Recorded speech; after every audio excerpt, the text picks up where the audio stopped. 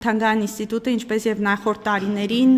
մեծ կարևոր ձեռքբերումներ ունեցավ նաեւ այս տարի, դեռևս նախորդ տարվա այս ապրիլի օրերին շատ կարևոր նվիրատվություն ստացանք Սողոմոն Թեհլերյանի ձեռագիր օրագրությունը, որից հետո կարծես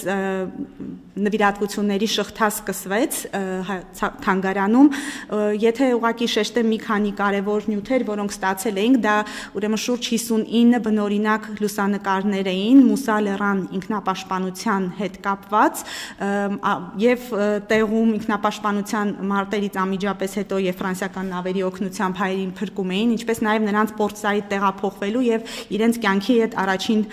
դրվագները։ Կարևոր ուրեմն նվիրատվություն ստացանք նաեւ 1920-ական թվականների Ղազիրի որբանոցում գործված գորգ, որը որ շատ լավ պահպանվել էր մեր ամերիկահայ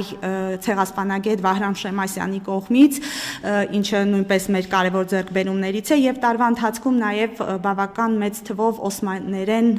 փաստաթղթեր, սեփականության վկայականներ, լուսանկարներ եւ այն ամենը, ինչը որ վերաբերում է Թանգարան ինստիտուտի գործունեությանը։ Ուղղակի այստեղ ցանկանում եմ նշել, որ բացի նմուշներից նախորդ տարվանից Թանգարան ինստիտուտը նոր ուղղություն է գործունեության որդեգրել, դա արխիվային նյութերի հավաքագրումն է եւ այս ուղղությամբ առանց խորանալու թե որ երկրներից են հավաքագրվել նյութերը, ասեմ, որ մոտ 50,000 արխիվային նյութ ենք արդեն կարողացել ձեռք բերել,